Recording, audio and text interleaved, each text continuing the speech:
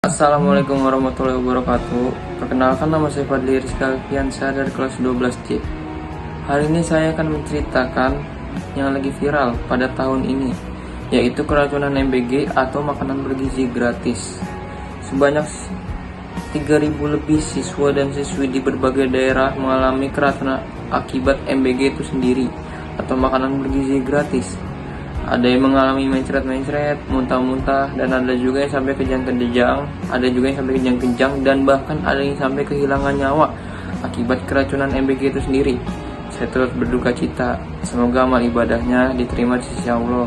Amin. Oke.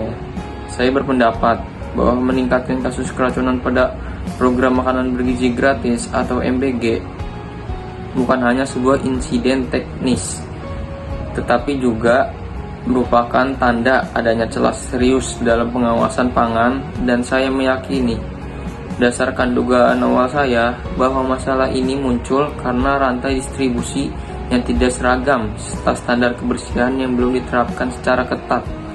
Perasaan resah saya muncul akibat membayangkan bahwa makanan yang seharusnya menguatkan siswa justru berpotensi membahayakan mereka. Padahal program ini sejak awal dimasukkan untuk memberi rasa aman, perhatian, dan pemerataan gizi berbagai seluruh pelajar. Di satu sisi lain, fenomena ini memang membuka mata bahwa ada dampak negatif yang tak bisa diabaikan. Kurangnya kontrol higienitas, penyimpanan makanan yang tidak sesuai suhu standar, hingga perbedaan kualitas penyedia catering di berbagai daerah dapat menimbulkan resiko kontaminasi. Dalam beberapa laporan berita nasional, kasus keracunan yang menimpa siswa menjadi akibat makanan yang diduga disiapkan terlalu lama atau sebelum dikonsumsi atau tidak melewati pemeriksaan kualitas yang memadai. Situasi ini menunjukkan bahwa niat baik pun dapat berubah menjadi ancaman bila tidak diimbangi dengan sistem pengawasan yang kuat. Namun di sisi lain, kita tidak boleh menutup mata terhadap sisi positifnya. Program MBG atau makanan bergizi gratis tetap memberikan memberikan manfaat besar bagi siswa dari keluarga kurang mampu, mengurangi angka kelaparan di sekolah, serta meningkatkan fokus belajar karena kebutuhan dasar telah terpenuhi. Banyak sekolah juga melaporkan peningkatan kehadiran siswa setelah program ini berjalan. Bukti-bukti tersebut menegaskan bahwa gagasan penyediaan makanan sehat secara gratis adalah kebijakan yang secara prinsip sangat baik bagi perkembangan generasi muda. Karena itu, jika kita kembali melihat fenomena keracunan yang muncul, jelas bahwa masalahnya bukan pada konsep MBG itu sendiri, melainkan pada eksekusi yang belum konsisten.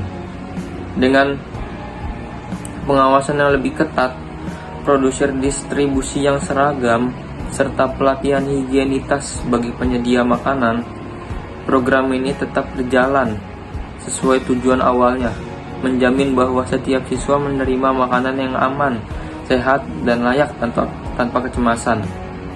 Kesimpulan dari saya, dengan demikian, fenomena keracunan dalam program makanan bergizi gratis bukan alasan untuk menghentikan kebijakan ini, melainkan peringatan keras bahwa keselamatan siswa harus menjadi prioritas utama.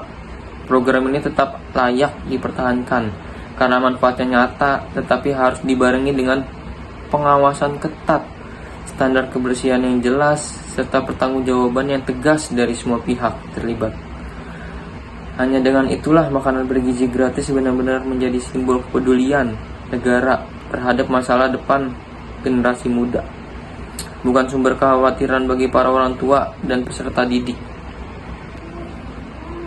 Dengan mempertimbangkan keseluruhan dinamika yang terjadi, kasus-kasus keracunan dalam program makanan bergizi gratis atau MBG seharusnya tidak dipahami sebagai kegagalan konsep, melainkan sebagai sinyal kuat bahwa aspek pengawasan, distribusi, dan standar kebersihan belum berjalan sebagaimana mestinya.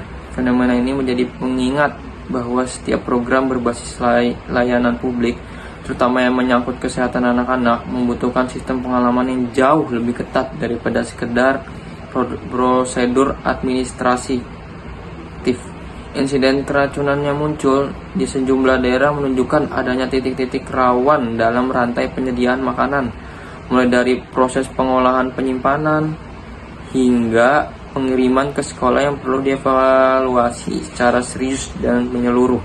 Meski demikian, manfaat MBG tidak dapat dinafikan. Program ini telah membuka akses gizi bagi jutaan siswa, mengurangi beban ekonomi keluarga, meningkatkan semangat belajar, serta memperkuat kehadiran serta didik di sekolah. Dampak positif ini merupakan alasan kuat mengapa MBG tidak pantas dihentikan, hanya karena beberapa kasus insiden yang sebenarnya dapat dicegah dengan perbaikan sistemik. Justru, keberlanjutan program ini harus dijadikan komitmen negara bahwa setiap anak berhak mendapatkan makanan sehat tanpa risiko.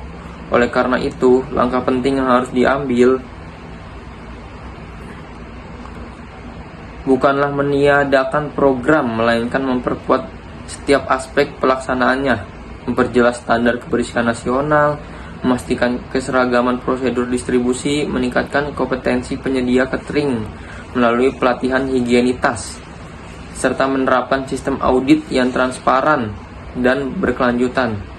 Selain itu, mekanisme pertanggungjawaban yang tegas baik terhadap penyedia yang lalai maupun lembaga pengawasan yang kurang cermat harus ditegakkan sebagai bentuk perlindungan konkret bagi siswa.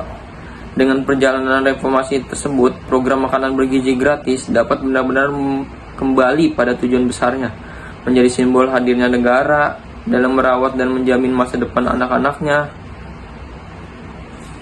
Dalam negara merawat dan menjamin masa depan anak-anaknya, MBG hanya akan memiliki makna yang utuh apabila keamanan pangan dijadikan pijakan utama. Selain para orang tua, guru, dan siswa dapat merasakan manfaatnya tanpa dibayangi kekhawatirannya. Pada akhirnya, kasus keracunan ini harus menjadi momentum refleksi dan perbaikan, bukan alasan untuk memundurkan langkah dan memperjuangkan pemerataan gizi berbagai generasi muda. Sekian presentasi dari saya. Kurang lebihnya mohon maaf jika ada salah kata. Wassalamualaikum warahmatullahi wabarakatuh.